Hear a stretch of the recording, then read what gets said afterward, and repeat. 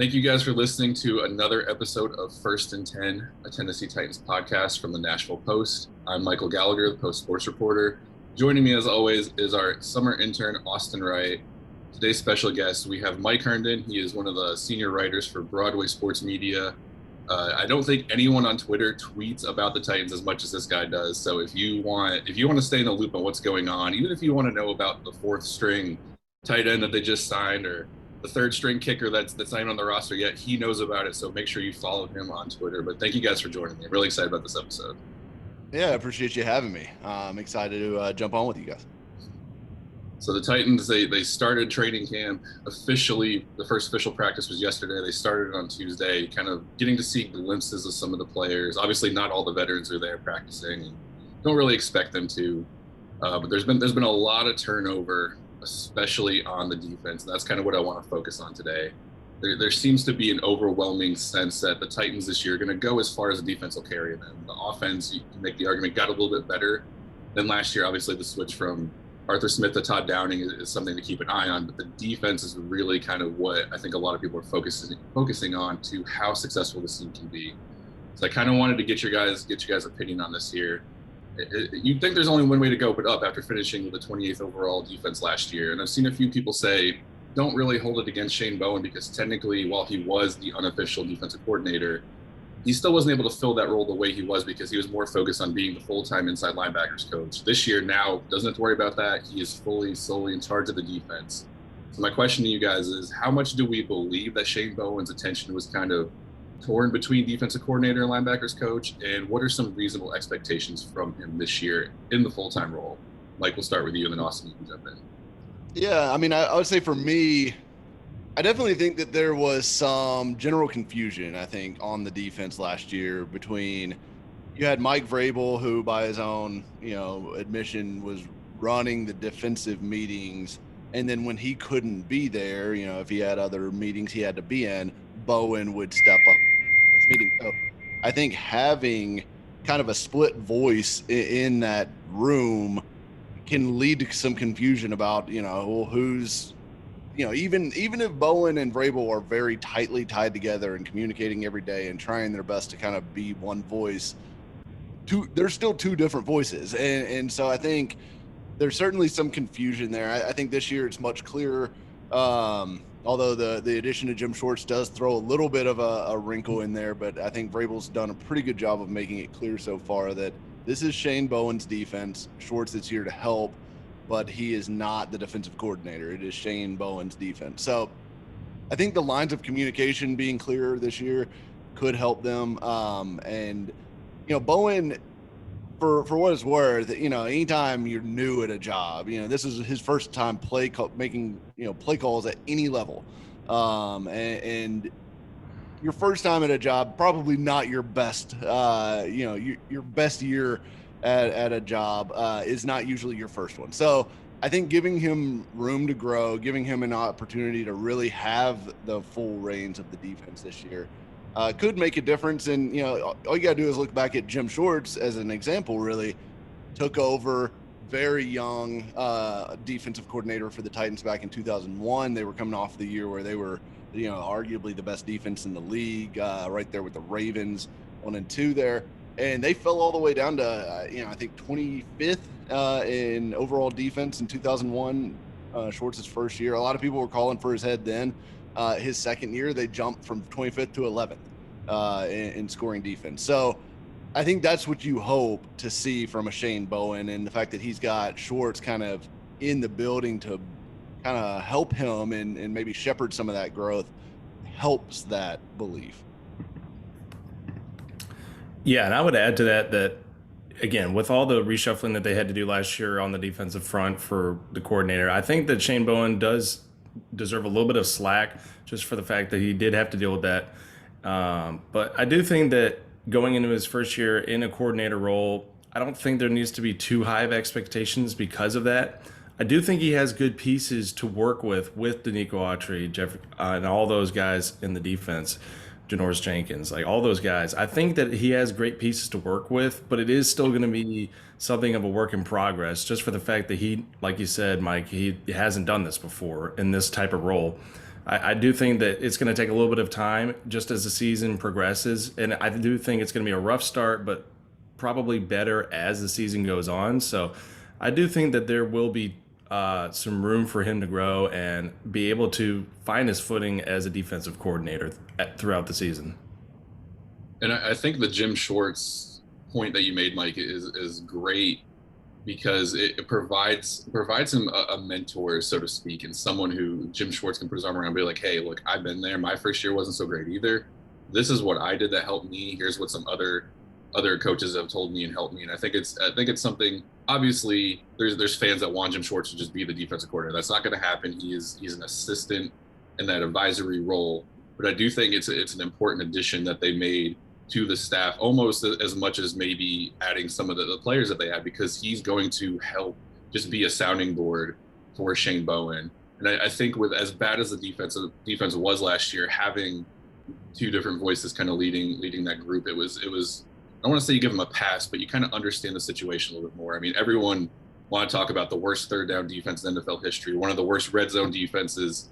I mean, we get it. They were bad. But also I think something John Robinson he hasn't come right out and directly said this, but in his media availability he's had with us before the draft, when the offseason started, I almost kind of got the sense that John Robinson believes that the defensive struggles were more personnel based than they were coaching. And we saw that with the turnover. I mean, so many players. You're looking at 6 starters from last year gone, with Jack Crawford, Daquan Jones, Clowney, Vaccaro, Butler. Jonathan Joseph midway through the season was gone. Adoree Jackson's gone. Desmond King, Will Compton. So many people that had large roles on this team are gone. Do we think that with all the players that they've signed, to Nico Autry, Bud Dupree, Janoris Jenkins, even drafting Caleb Farley, Elijah Molden, Rashad Weaver, do we feel like John Robinson has given Shane Bowen the pieces to be successful, if not this year, at least be successful long-term with some of the guys he's brought in? I think he's made a step in the right direction. Obviously you don't know until these guys get on the field, and Dupree and Farley specifically, still dealing with the injuries. We'll see when they get out there for training camp and all that stuff. But I do think if you're looking at side by side what they started the year with last year, because you got to kind of scratch Adoree Jackson from what that starting lineup looked like last year. And you really got to scratch Christian Fulton because he barely got a training camp, and then he was out with COVID, and then he came back, and then he had the knee injury, and he was just kind of in and out so much that, he barely got an install on the defense. So if you look at what they were running out there, a lot of Jonathan Joseph, a lot of Ty Smith, a lot of Chris Jackson as a 7th round rookie coming in. And again, I've made this point before, but no rookie minicamp, no OTAs, no minicamp, a shortened training camp, no preseason games. There was a lot of adversity for the younger guys coming in that just did not get the opportunity for reps and the opportunity to learn that normal rookie classes do. Now, that's not necessarily an excuse, because other rookies overcame that, right? You look around the league and guys like Justin Jefferson and, Tristan Wirfs, whoever you want to point to, those guys still managed to have great years. But I do think it's a important part of the context around what Shane Bowen was asked to deal with right out of the gate. He had basically practice squad level corners at 2 spots, 2 of the 3, quote unquote starting spots. And then at edge rusher, Clowney came in, was, kind of clearly gassed at the end of games early, and then was hurt and lost for the rest of the season. And, by the end of the year, you've got, Brooks Reed and, Wyatt Ray and guys that were not even on NFL rosters for most of the season playing important snaps in the playoffs for you at an edge rush spot. So I think he's certainly part of the equation last year was the personnel. And I think the moves that, like you said, John Robinson's moves certainly indicate that, yes, they agree that it was a largely personnel, but they brought in a ton of guys. I'm high on Janoris Jenkins, Jackrabbit. I think he's going to be a good player for them. I think he replaces Malcolm Butler at least, even talent level wise, and maybe even a little bit better. The question I've really got is those other corners, though. Hey, what is Christian Fulton? What is Caleb Farley? Is he able to get healthy? What is Elijah Molden? Can they get something out of Chris Jackson or Breon Borders in their second year here? Those guys, there's so many question marks at that position group, and I think that's kind of almost the spot where you go and you look, and I know the pass rush was so bad last year and everything like that, but that pass rush and the coverage kind of goes hand in hand. And if those corners are not good, I don't know how big of an impact Bud Dupree is going to be able to make, or Nico Autry, or even, Tier Tart if he does emerge as kind of an extra piece in that defensive line rotation. So, I think that's kind of where the big questions are. And I think they've got a lot of talent on the roster, but we got to see how it all comes together and fits. Yeah, I agree. I think it is a little bit more of a personnel issue. Just the fact that, like you said, that there were a lot of changes last year with a lot of movement in the defense from just being trades or just getting rid of players, and especially the additions in the draft as well. I do think that Christian Fulton will be a very important piece for the defense, and his growth will be very helpful for that secondary out there. And if he doesn't do well, I'm not sure the rest of the secondary in general will be able to succeed. And I do think that Janoris Jenkins was a great addition, and he'll be a good gritty player for the Titans and can add very valuable plays for the defense and be able to stop those receivers. But I do think that, like you said, Mike, it does start up front with all the defensive line. And I do think that, like Nico Autry and all of them, they all need to be able to come together and find a way to have good chemistry. And they already are doing that. And they've been quoted as saying that we're starting over. Basically, we're all trying to get together on the same page and try and work together as a group rather than just like individual efforts. And so I think because of that, just their work, even off the field as well, that's going to be able to help them as well throughout the season. And I do think that they will be able to be better than they were last year. And that kind of segues into the next topic I want to talk about. To your point, Mike, the pass rush and the secondary do kind of go hand in hand. A lot of people maybe not understand how they kind of work together, but you could tell just from looking at Kevin Byard's season last year, you could tell how much he was being asked to do that the Titans could not get to the quarterback because he wasn't dropping into coverage as much as he was. His pass breakups and his interception rate is down from what he traditionally has been. And that's because he was asked to kind of play a different role. He was kind of moving up into kind of like the linebacker territory a little bit more than he normally has. And that's I think that's an underrated kind of thing that you see when defenses are bad, is how if one position group is really bad, how the other try to compensate and mask it.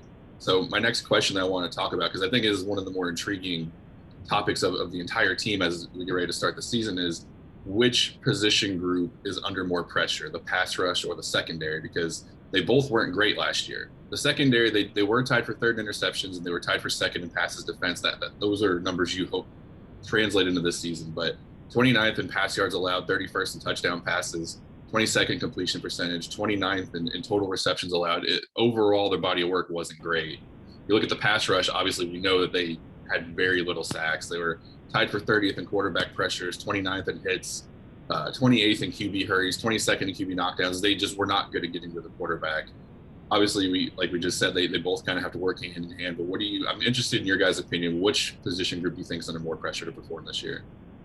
I've got to go with the pass rush for me to be under more pressure. I have more questions, I guess, about the cornerback group because I do think Bud Dupree, we know what he is as a player. Now, coming off the injury, we'll see if that changes anything. We know what Harold Landry is as a player at this point. And then the guys on the inside, too, I don't think they should be left out of the conversation. Jeffrey Simmons, Nico Autry, those guys, all four of them have got to come up and start making plays. And I think Landry and Simmons did make some plays last season. Now, Simmons was better early than I think he was late. And I wonder, this is just speculation, but the COVID deal with him, we know that he got COVID midseason. And we've heard Myles Garrett talk about, the effect that it had on him. It affects everyone differently, but we know that. But I wonder if Simmons didn't have more adverse effects from that than he might have let on. Because his level of play and disruption dropped off pretty significantly after he came back from the COVID list. Now, I mean, that Vikings game, if you remember back to early last season, he was an absolute unblockable monster in the middle of that defense. And in that final drive when the Vikings were trying to put together a quick drive to come back and answer the Titans go-ahead field goal, Simmons almost single-handedly destroyed that drive. And we didn't really see that level of domination from him again until very late in the season. So I'm interested to see what he looks like, but I think those guys are under a lot of pressure. You can't have 19 sacks again. You just can't. And while the secondary was a big problem last year, the pass rush also missed opportunities. There's countless missed sacks where they just whiffed on the quarterback in the backfield. That can't continue to happen. And I think probably the biggest offender of that is now a Cleveland Brown. But you still got to, when you get home, you've got to finish. And I think that group is under a lot of pressure. And Bud Dupree specifically paid $82.5 million to come in and be the guy in this pass rush. So he's got a lot of weight on his shoulders by himself just to come in and produce right away. Yeah, I think it's going to have to be the pass rush that's going to have more pressure this offseason and going into the season. I do think that their growth and that the trades that the Titans made, the pickups to get Bud Dupree, I think that those additions will be effective for them, but I do think that they still have a lot of room to grow. And like I said earlier, like they're getting their chemistry together. They're finding a way to work together more, but I do think that they're going to have a lot more pressure on them because last year they were ranked in towards the bottom of the league in defense for the defensive line, excuse me. And even for this season, they're ranked 23rd according to Pro Football Focus. And so, I mean, that needs to get up for them to have a very successful season because obviously the offense is loaded. They're going to be good, but can the defense be good? And with that, I think that it starts up front with Nico Autry and Bud Dupree, as well as Jeffrey Simmons, of course. With those guys, they're going to be the main guys for them to have a successful season. And I think that if they can work together very well, then the whole defense as a whole can get a better season going. But I don't know if that Bud Dupree will be the greatest addition that they have, but I do think that he'll be effective and be able to still play at a high level. But overall for the defense, I think that they're still going to have a lot more to work on overall in this offseason. Yeah, I tend to agree with both of you. I think the pass rush is definitely kind of under the microscope a little bit more just because it was a more noticeable flaw last year. The secondary had their struggles, but for the most part, you didn't really notice it too much because the pass rush was just so bad. But I'm going to play devil's advocate for the reason you mentioned, Mike. I have a lot of questions about the secondary. We know it's going to be Hooker and Byard as your safeties, but outside of Janoris Jenkins as your presumed number one, you don't really know what's going to happen. We think Christian Fulton's going to be a number two, but is he really ready for that? He played in 6 games last year. He looked good. He had an interception, I think, in his first game. But outside of that, we didn't really get to see a lot of him because of the injuries, the stints on the COVID list. He's very much a question mark. Caleb Farley, same thing. Talent-wise, yes, he should be your number one cornerback within 2 or 3 years. Obviously, if he was healthy, he would have been a top 10 pick this year, but he falls to you because of that injury concern. And when you're playing cornerback, you know, you kind of need to be able to move. You need your hips, you need your back, and those are some areas that he's been injured a lot in. And it just kind of there's almost too many question marks in the secondary because you would think ideally Fulton and Jenkins would be your outside corners. Elijah Molden would kind of take over in the slot until Caleb Farley's ready, and then maybe you can kind of move him around a little bit. But we honestly don't really know what's going to happen there. And I do think that I want to say that they can be successful because if on paper this group looks, you know, almost kind of even with the group last year. Maybe you give last year's group a little bit more of an edge because Malcolm Butler had such a good year. But you started the year with Jonathan Joseph as your number 2 cornerback, and he was cut halfway through the year. So obviously that didn't work out so well.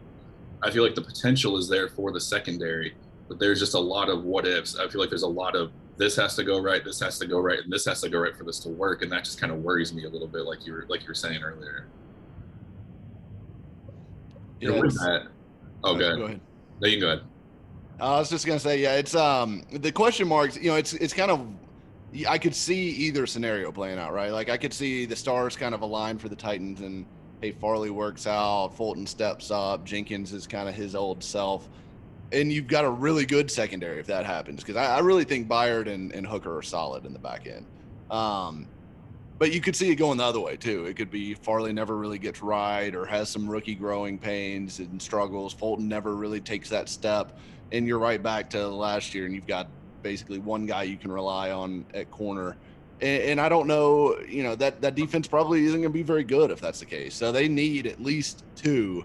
You could have one weak link, I think, but you can't have two out of your top three corners being a weak link. So they need at least one guy to step up opposite Jenkins and really be a good player for them this fall.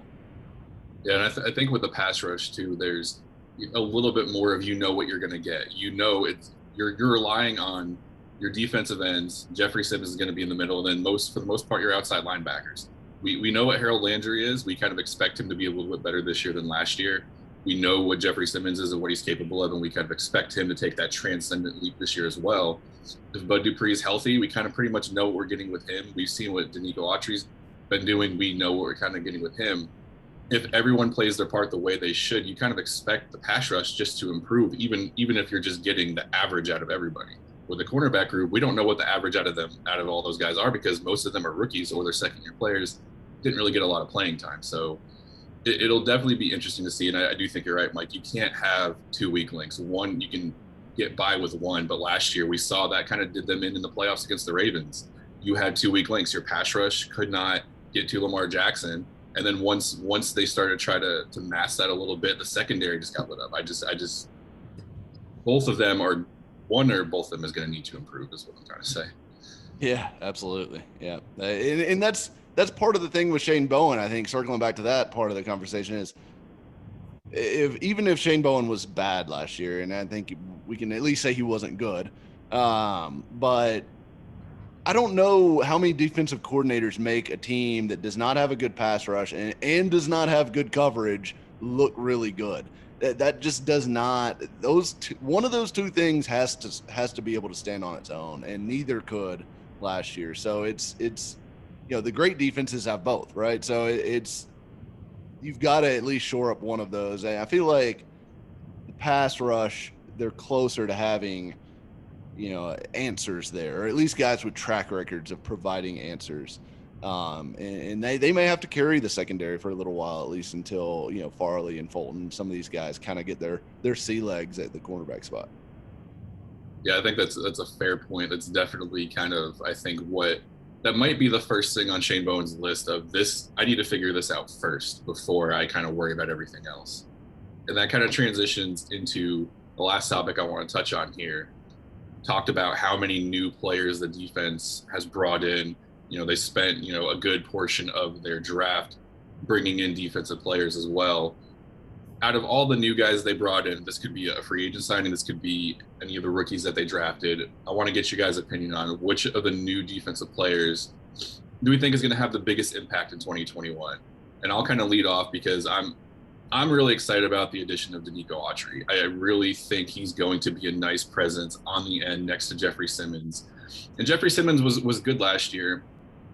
Kind of expect a little bit more, but one thing about Simmons I like is that he elevates and raises the level of play with the players around him. And you look last year, Jack Crawford and Daquan Jones were the two players that played, next to him, and they combined for 4 sacks, 78 tackles, 16 quarterback hits, 7 tackles for loss. Not overly impressive numbers, but when you're talking about Jack Crawford and Daquan Jones, who haven't really been starters for much of their career in the NFL, those are really good numbers getting out of those two players. You look at Nico Autry over the last 3 years when he's been with the Colts playing in the AFC South. He has been a really good force on the end of that defensive line. He had 7.5 sacks last year. He would have been one of the. I think he would have led the Titans in sacks last year. Actually, he would have ranked second in tackles for loss and third in QB hits if he had been on this defense last year. And out of the last 3 seasons, he's had at least 17 or more quarterback pressures, and he has 20 combined sacks. I feel like that's kind of getting into prime Jarrell Casey, Brian Arakpo, Derek Morgan levels a little bit. Maybe not quite on the level they were, but that's what you expect out of your premier edge rushers. So I'm really excited about Nico Autry. I'm kind of curious to see who you guys picked. Yeah, and Autry to me is an interesting guy too because he's so versatile. His season in Indy, I think that he put up 9 sacks. He did that mainly playing at the 3 technique for the Colts. So he was playing inside, really the position that Jeffrey Simmons plays for the Titans. And, he put up great numbers in that role. Well, they brought in DeForest Buckner to play that role before last season. And so they bumped Nico Autry really out to defensive end, and he put up 7.5 sacks as defensive end. So I think the Titans are going to use him in both ways. I think they're going to play him inside. I think they're also going to play him outside. We've seen the Titans play kind of an almost unbalanced sub front, which, in their nickel package where they have two defensive tackles, which, we'll say Simmons and Tart for argument's sake here. But then they have on one defensive end spot, they have Autry, but then on the other defensive end spot is really Landry. So it's kind of an unbalanced front where you've got a speed guy on one side and kind of a bigger body on the other, but he gives you the ability to do that without sacrificing a ton of pass rush, because Titans did that last year, but they did it with Jack Crawford as the bigger body on the opposite side. And he just doesn't have the same kind of juice as a pass rusher that Autry does. So I think he's really versatile, really interesting, and I think he's going to play a ton of snaps for them. He's going to be on the field all the time. The guy I'll pick for this, though, as far as having the biggest impact in 2021, I'm going to go with Bud Dupree. It's kind of the chalk answer, but I think he's got to be the guy if this Titans defense is going to take the next step forward. He is, I believe, 8th in the NFL in sacks over the last 2 years with 19. And he did that in a season last year where he was cut short by 5 games because of the ACL injury. So, on a per game pace, he is up there top 5, top 6 in the league in bringing the quarterback down. And obviously that's something that the Titans have really, really struggled with recently. And really, even going back to the days when Arakpo and Morgan were playing really well, I think that's the last time this pass rush really had some teeth to it. So Bud Dupree getting back to his form, getting close to, I'm not going to say he has to have 10 sacks, but if he can get, he needs 8, right? He needs to do what he did last year at least. And if he can do that and also create some opportunities for Landry, Simmons, Autry, some of these other guys, attract some attention away from Jeffrey Simmons, who was double blocked a ton last year because he was really the only threat on that Titans defensive front. I think he has a potentially, seismic shift ability to his game where he could make a huge difference in this Titans front if he can come out and click like he did in Pittsburgh the last couple of years. Yeah, and for me, I thought about choosing Bud Dupree, but I also was thinking, Janoris Jenkins, I think his impact could be huge for the Titans. And the season that he had last year with the Saints was really good. I mean, he had 44 solo tackles. He assisted on 11 of more tackles, and he had 55 total, making that for the whole year, and with 3 interceptions to boot. I think that his addition will be really helpful for the Titans, and just his overall play style is something that I think will fit in exactly right for Bowen's defense. And I do think that his impact will go beyond just his position and be able to help the defense overall. And he can also be a great mentor for the rest of those young guys that the Titans have drafted this year as well. And I think that because of that, he will be a very key player to watch throughout this whole season. And I think that he will be able to be have a very impactful season for the Titans defense as well. Yeah, I think the thing with Jenkins is everyone wants to talk about, he's 32. Watching him play last year for New Orleans, he didn't really look 32. He looks like he's still maybe 28, 29. He hasn't really lost a lot of his speed. And I think he's an underrated coverage corner. And I really do think he's going to, I'm not going to say no one's going to miss Malcolm Butler or what Adoree Jackson could have been. Obviously, they were good players and they were here for a reason. But I do think Janoris Jenkins is going to kind of ease a lot of the concerns a lot of people have about the cornerback group, just because he yes, he's older, but he isn't really showing that drop off that a lot of corners do once they hit 30. Malcolm Butler had a really good year last year.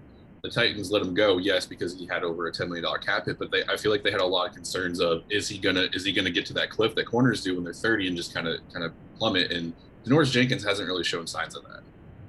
Yeah, and he had way more athleticism than Butler had coming into the league, so he had more steps to lose and still be effective. And I really don't think he's lost a step, maybe a half step at this point. But if you listen to Saints beat writers who covered him last year, a lot of them called him their best cover corner last year, and that's a team with Marshawn Lattimore on it. So I think he comes in as a better player than probably what his reputation really is at this point NFL wide. Because I know when the Titans did sign him, it didn't come with a ton of fanfare. I don't think most people were, throwing their hands up in the air and saying, yes, we got him when they saw Jackrabbit's name come across the scroll. But it's I think he's going to be a good player for them. I think he's still highly effective. And like he said, Austin, he's a really good leader at this point. Some of the comments from his previous coaches and the intensity that he brings to practice, I think rubs off on young guys. And this is a very young and impressionable cornerback group. So having a guy like him around could certainly help the development for guys like Caleb Farley and Christian Fulton and Elijah Molden, who the Titans are hoping become kind of the next, wave of good corners for this franchise. Yeah, the way I look at it is I don't feel like you're going to show up on a Zoom and demand reporters call you Jackrabbit if you don't think you can continue to be a wrecking ball in the backfield at age 32. So that was a good sign. I'm not comfortable calling a grown man Jackrabbit, but if he feels he's earned that, then I don't think he's going to demand that unless he knows that he can continue to play at the high level he's played for the last decade. So it's taken some getting used to for sure, and I feel like I need to start writing it like in my writing on the site, because I don't want to get out there and find out Jackrabbit's been reading Broadway Sports and come after me for calling him Janoris, because he very clearly is dictating Rabbit or Jackrabbit. So I'm gonna have to stick to that. That's the thing too. A lot of I have no doubt that Mike Vrabel probably does not read a lot of the stuff that we write. Maybe he reads some of Koharski's stuff just to give him some shit, but for the large part, I believe a lot of the players probably do go read some of the stuff that we write about them. And with someone like Janoris Jenkins, maybe he is keeping a checklist mentally of who calls him Jackrabbit, who calls him Janoris in the writing. I'm guilty of calling him Janoris, so maybe I'm on his list. I probably am right there with you. So we'll have to hold each other accountable to changing moving forward here. Definitely think so. I've yet to have an in-person interaction with Janoris Jackrabbit Jenkins, so we'll see how that goes. That'll kind of wrap it up for us. Great stuff again today, guys. You can follow Mike on Twitter at Mike Miracles, right? That's right. Yep. I'm on there probably too much. Yeah. There's no such thing as too much Twitter if you're a sports writer or a sports fan. So that's true. That's true. You can see his writing at Broadway Sports Media. Follow them on Twitter at Broadway Sports Media TN, I believe. John Glennon, Broadway TN. There you go, Broadway TN. John Glennon, Trajan Watkins, a lot of really good writers on there on the Titans beat. So if you don't subscribe, it's what, $5 a month, I think. Yeah, we're always running specials, so you can get it close to $5 a month, and we do have a promotion with the Heimerdinger Foundation, so that a portion of every subscription does go to their cancer support organization. See, there you go. You can skip a day of Starbucks and you can have a monthly subscription. It's that easy. You have to pay for good journalism, so we're trying to change the narrative of that a little bit. That's right. You can find myself and Austin on the Post, myself on Twitter at mgsports_. Austin, what's your Twitter handle again? Austin_right33. There you go. All right. Thank you guys for listening.